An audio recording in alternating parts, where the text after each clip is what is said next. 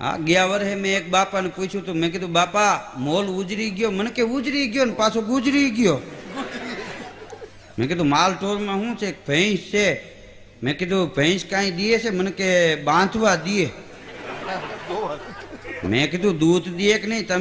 તમે કાંઈ એને દિયો છો? મને કે અમે ઊભવા દઈ. મેં કીધું તમે ખોળ દો ને તોય દૂધ દીએ, નકર ન દીએ. હા, એકવાર સાતુની જમાયત નીકળી હતી હાથી લઈને. હા, હાથી લઈને આમ જમાયત નીકળી ને એમાં પાદરમાં મહંત બાપુ હતા એ બેઠા અને એના શિષ્યો હતા એ ગામમાં નીકળ્યા. હાથી છે એ ગણપતિનું રૂપ છે, માણસો દર્શન કરતા હતા. હવારમાં હાથી હામો મળે એ શુકન કહેવાય.